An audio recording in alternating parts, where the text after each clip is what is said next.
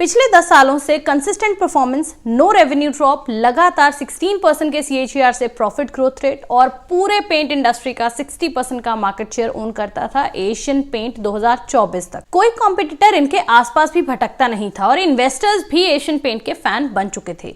लेकिन आगे क्या होने वाला था ये किसी को नहीं पता था, क्योंकि इंडियन पेंट इंडस्ट्री एक ऐसी इंडस्ट्री है जो सिर्फ रंगों का खेल नहीं है, बल्कि ये घर, ऑफिस और कंस्ट्रक्शन साइट हर जगह तक पहुंचा हुआ एक मल्टी बिलियन डॉलर मार्केट है। क्योंकि इंडियन पेंट इंडस्ट्री लगभग 70,000 करोड़ से भी ज्यादा का है, इतना बड़ा ये मार्केट है। और यहां पर मेजरली दो सेगमेंट्स हैं। एक है डेकोरेटिव पेंट्स वाला सेगमेंट, जिसको करीब 70% का शेयर मिलता है, जो कि घरों के इंटीरियर या एक्सटीरियर के लिए पेंट्स बनाते हैं।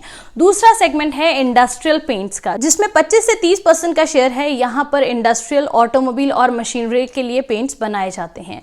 अब इतना बड़ा इंडियन पेंट इंडस्ट्री, जिसमें एशियन पेंट्स पहले से ही राजा बन के बैठा हुआ है, यहां पर अब एंट्री लेता है बिरला ओपस पेंट्स फरवरी 2024 में with a massive investment of 10,000 crore. बहुत ही एग्रेसिव तरीके से बिरला ओपस पेंट्स मार्केट में उतरा। जगह जगह एडवर्टाइजिंग और डीलर पुश के चलते एक ही साल के समय में ये कंपनी इंडिया का second largest decorative paint business बन गया। Within a year Birla Opus ने 7 से 8% का मार्केट शेयर कैप्चर कर लिया डेकोरेटिव पेंट सेगमेंट में, मेजरली एशियन पेंट्स का शेयर खाकर। जो एग्जिस्टिंग प्लेयर था एशियन पेंट, उसका मार्केट शेयर यहां पर 59% से अप्रोक्सीमेटली फॉल कर गया 52% पे। कंपनी के प्रॉफिट्स 12 महीनों में करीब 35% तक फॉल कर गए। शेयर प्राइस 25% के करीब डिक्लाइन कर गया। ऐसा बिरला ओपस ने क्या किया कि उन्होंने पूरी तरह से एशियन पेंट के बिजनेस को डिसरप्ट कर दिया। क्या वो इसमें कामयाब हुए या नहीं हुए, आगे जानेंगे इस वीडियो में। लेकिन उससे पहले मैं आपसे कहना चाहूंगी कि अगर आप मेरे चैनल के साथ नए जुड़े हैं तो प्लीज सब्सक्राइब करते टाइम बेल आइकन हिट कर लीजिएगा, ताकि आगे आने वाले सभी इंपॉर्टेंट वीडियोस की टाइमली नोटिफिकेशन आपको मिलती रहे। और वीडियो में दी गई जानकारी अगर आपको अच्छी लगे तो प्लीज जितना हो सके साथ साथ में लाइक और शेयर करते रहिएगा। तो चलिए यहाँ पर टॉपिक पर वापस आते हैं और सबसे पहले इंपॉर्टेंट है ये जानना कि डिफरेंशिएटर्स यहां पर क्या रहे हैं, क्योंकि उनको आइडेंटिफाई अगर हम कर लेते हैं तो हमको क्लियरली समझने में ये आसानी होगी कि बिरला ओपस ने किस तरीके से ओवरटेक किया मार्केट को एशियन पेंट का शेयर खाते हुए। उनके स्ट्रेटजीज और एग्जीक्यूशन में क्या अंतर यहां पर देखने को मिला। तो सबसे पहले तो मैं आपको बता दूं कि बिरला ओपस ने 6 मैन्युफैक्चरिंग यूनिट्स इंडिया में ओपन किए, पंजाब, हरियाणा, तमिलनाडु, कर्नाटका, महाराष्ट्र और खड़गपुर में, जिसकी total manufacturing capacity 1332 million litre per annum की है। अब जो टोटल पूरे पेंट इंडस्ट्री की मैन्युफैक्चरिंग कैपेसिटी थी, इनके आने की वजह से उसमें 40% का इंक्रीज देखा गया, covering around 24 to 25% of industry capacity. तो बिरला ओपस ने क्या किया, वो हैवी क्वांटिटी में इंडियन इंडस्ट्री में पेंट लेकर आए, यानी कि एक बार उन्होंने मार्केट फ्लड कर दिया। उसके बाद अपने डीलर नेटवर्क को भी रैपिडली स्केल अप किया, जिस वजह से उनकी अवेलेबिलिटी 6000 इंडियन टाउन्स तक हो पाई। और उनका टारगेट यही है कि FY25 के एंड तक उनकी जो अवेलेबिलिटी है वो अराउंड 50,000 डीलर्स तक का हो। इसके अलावा मार्केट में जगह बनाने के लिए बिरला ओपस ने प्राइस एज दिया। बिरला ओपस ने क्या किया, अपने कस्टमर्स को हैवी डिस्काउंट देने चालू कर दिए, जो एशियन पेंट्स नहीं दे रहा था, अप टू 5 to 6%। दूसरी ओर उन्होंने क्या किया, डीलर मार्जिन को बढ़ा दिया। एशियन पेंट्स केवल 4 से 5% का डीलर मार्जिन दे रहा था और बिरला ओपस ने यहां 12 से 15% का डीलर मार्जिन देना स्टार्ट कर दिया। अब कस्टमर और डीलर्स दोनों को जहां डिस्काउंट मिल रहा है, जहां मुनाफा हो रहा है, वो तो वहीं भागेंगे। इस वजह से मार्केट में जो कस्टमर्स थे वो भी बिरला ओपस का पेंट मांगने लगे और डीलर्स भी वही स्टॉक करके रखने लगे। इवन ओपस ने डीलर्स को भी यहां पर अच्छा खासा लेवरेज दे दिया कि वो पेमेंट को 20 दिन बाद कर सकते हैं, जहां पर एशियन पेंट्स कहता था कि 5 दिन बाद उन्हें पेमेंट चाहिए। इसके अलावा और क्या किया उन्होंने, एक्सपीरियंशियल पेंट स्टूडियोज ओपन किया गुरुग्राम में, और ऐसे ही पेंट स्टूडियोज वो आगे और भी मेजर सिटीज में ओपन करने वाले हैं।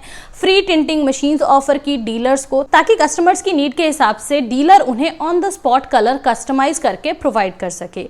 ये टिंटिंग मशीन्स एशियन पेंट भी अपने डीलर्स को देता था, लेकिन यहाँ पर उन्हें खरीदनी पड़ती थी। करीब 1.5 से 2 लाख की कॉस्ट इसमें आती थी। और पूरे भारत में एशियन पेंट्स के 66% डीलर्स के पास ये टिंटिंग मशीन्स अवेलेबल थी, लेकिन यहाँ पर उनकी जो मशीन्स थी उनका साइज बहुत ही ज्यादा बड़ा था। इसी मौके का यहाँ पर बिरला ओपस ने फायदा उठाया और उन्होंने इस साइज को भी कस्टमाइज करके छोटा किया और अपने डीलर्स को फ्री टिंटिंग मशीन्स प्रोवाइड कराई। अब उनका टारगेट ये है कि 2025 2025 के अंत तक उनके 95% डीलर्स के पास ये टिंटिंग मशीन्स अवेलेबल हो पाएंगी। ये थे डिफरेंशिएटर्स। बिरला ओपस ने एशियन पेंट से क्या क्या अलग किया, कौन सी स्ट्रैटेजीज अपनाई मार्केट में अपनी जगह पक्की करने के लिए। लेकिन क्या ये इनफ होगा एशियन पेंट जैसे बड़े दिग्गज प्लेयर को हिला डालने के लिए या फिर पूरी तरह से मार्केट से खत्म करने के लिए?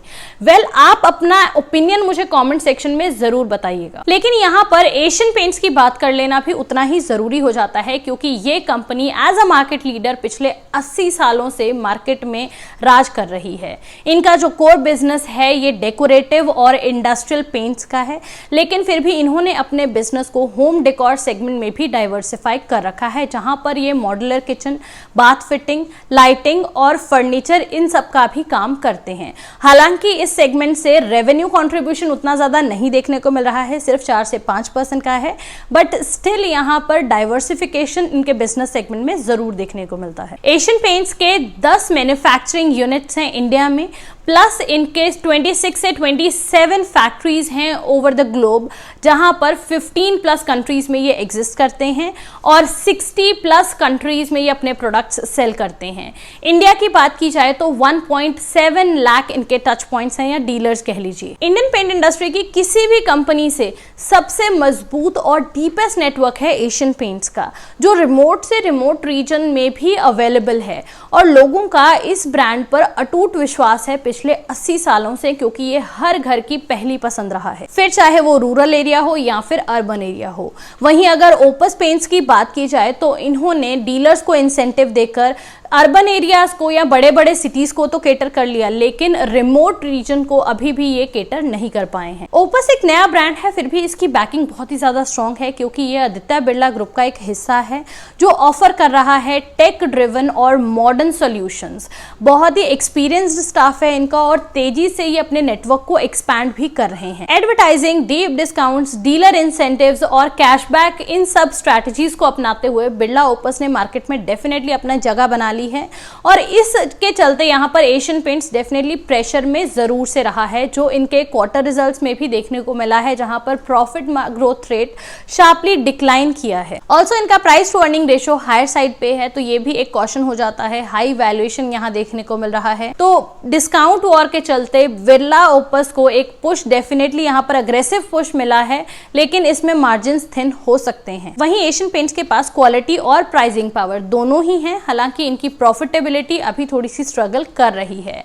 बिरला ओपस ने एशियन पेंट्स के अगेंस्ट कंप्लेंट भी किया है, जहां उन्होंने कहा है कि एशियन पेंट उनके डीलर्स और कस्टमर्स को डिस्काउंट्स और ये इंसेंटिव्स देकर अपने साथ जोड़ने की कोशिश कर रहे हैं, जिस पर कंपटीशन कमीशन ऑफ इंडिया ने इन्वेस्टिगेशन स्टार्ट कर दिया है। तो इस केस में अगर एशियन पेंट्स यहाँ गिल्टी प्रूफ हो जाता है तो उन्हें पेनल्टी भी देनी पड़ सकती है। तो इंडियन पेंट इंडस्ट्री में ये एक टर्निंग पॉइंट हो सकता है अगर इस केस में एशियन पेंट्स गिल्टी प्रूफ हो जाता है और उन्हें अपनी प्रैक्टिसेस चेंज करनी पड़ती हैं, तो ये एक मौका होगा बिरला ओपस के पास जहां पर वो तेजी से ग्रो कर सकते हैं।